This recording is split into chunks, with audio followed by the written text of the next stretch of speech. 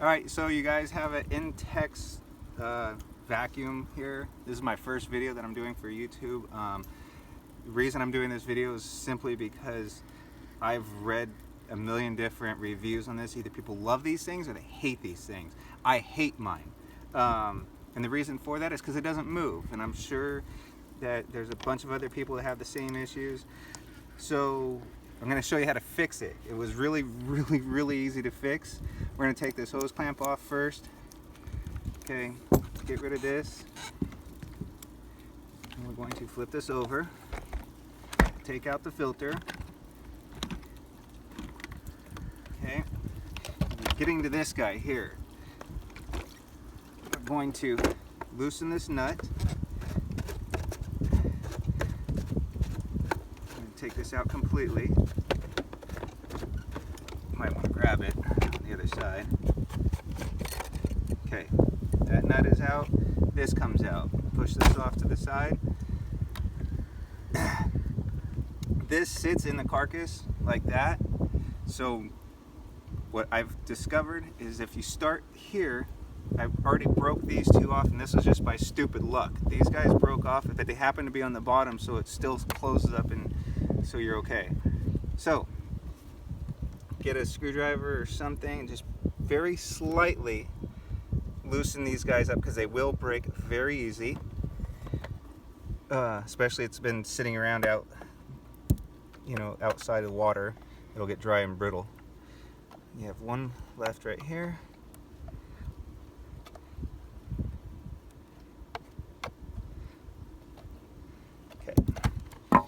We want to get in here.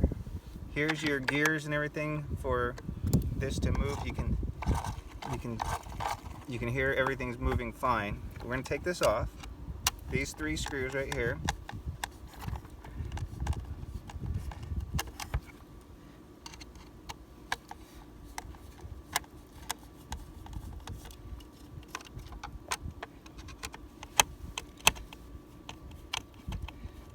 So I've read a bunch of reviews on Amazon, eBay.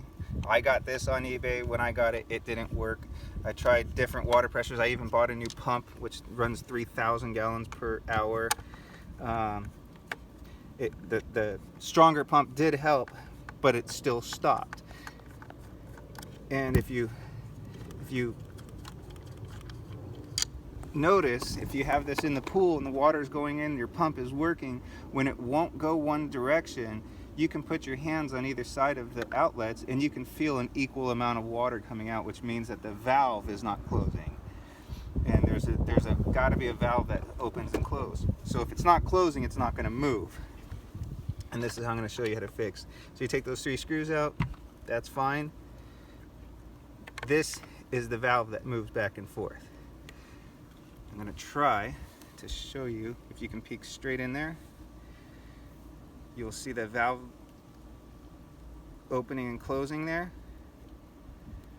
just like that. Can you see it? Mm-hmm. Okay. What you want to do is take this guy off. Take this thing off. It just slides on and off. It needs to be pointing in this direction. Slide it off. Tri-Flow. Tri-Flow, I haven't used this yet, but I'm assuming silicone lubricant will work just fine. When I took this off originally, I just took it apart a couple hours ago, and I took it apart. This thing barely moved. It was just gunked up. It had sand grit in there. You can just feel it. With this thing not moving, there's no way that valve is going to shut. So take this off. I got Tri-Flow. I quite simply just squeezed it all around, and then put this on, kind of work it back and forth, get it to go in there. So that's the first, this is the first place it touches. If you look inside here, you'll know that the only other place it touches is in here, and you can't get in here. There's no place to take this apart to get in here. So with this long tube here, the straw, I tried to put it in as far down as possible, got it as close as I could to this spot right here, and quite literally squeezed a bunch of this stuff right on it. You can see it pouring onto it. Kind of work it around that little spot. hit this thing back and forth, and now it's like butter. It's just, I mean, there's no grit, there's no friction. I mean, it's just like butter. So I'm assuming, I haven't used this, but that lubricant, that silicone lubricant would probably work better. Even in the application of a pool, you probably don't want grease or anything floating in. Well, right there, I just sprayed it, and you can see sand coming out of it. So there's a piece of sand, and that's what was causing this to not function properly, which was the biggest issue that I can see that everybody's having. This, simply put, this pool, this vacuum just doesn't move. Well, now I got some. Yep. Okay, nice and smooth again.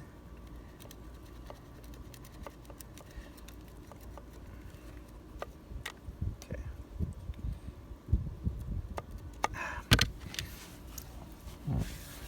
Sorry, I'm having a little, I can feel a little piece of sand in there. I can feel just a little bit of grit. I guess it's okay. That's it. You're putting this thing back together, just like this. Okay, oops, forgot to put this guy on. This slides right in between this guy here, and when the gears are going, when the water's flowing through there, that's what causes this to go back and forth. So water's flowing, it's going to change this side, and that's what changes your direction. So this thing works just fine. Problem is, it's not slamming this valve back and forth. It's not like it's doing this. It's barely moving it, and it stops right about there. It's not quite going all the way. So water is quite literally going into your valve and getting it stuck. It's not allowing it to close one way or the other. So let's get this guy back together. Put our 3 screws back in.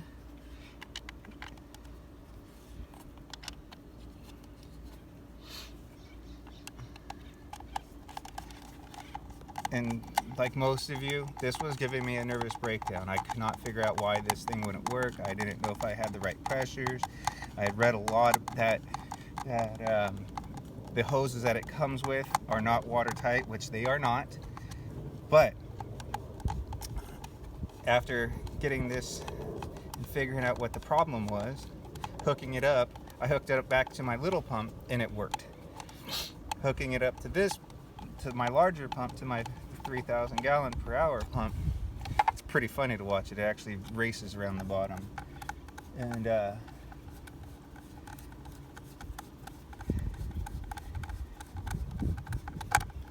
okay, so you got that back together. You're gonna slide this guy back in. This bottom part here has this little rail. Here's this. You have to slide this edge into that rail first. So you're kind of doing it like this. There you go. Now you're in. Okay. I'm gonna put this back. This only goes in one direction. This round piece here on the top, I'm gonna call it the top of, I'm sorry. This round piece here, there's a little notch right here, and that sits on that notch like this. It sits right in that little notch right there. That's where you know that's how you know that you have it in the right direction. So that being said, throw all these things back on.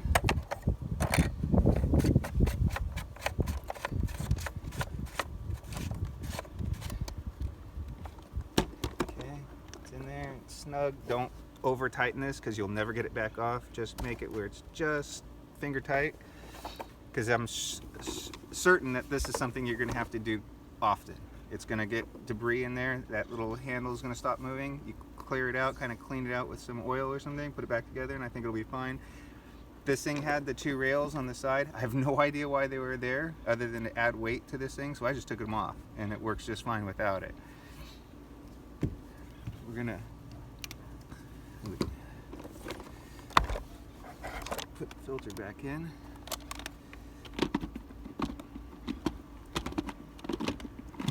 sure if it's called a filter or a debris trap or whatever it's called, but put it in anyways.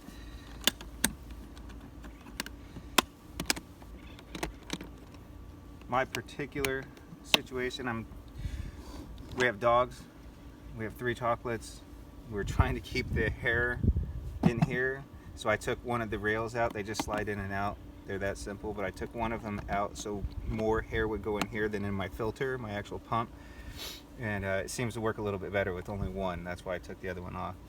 So this is together, we're sliding our hose back on like that.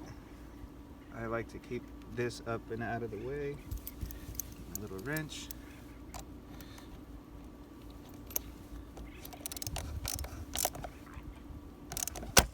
Yep, that's it. That's how you fix this thing. And I will connect it up just to show you.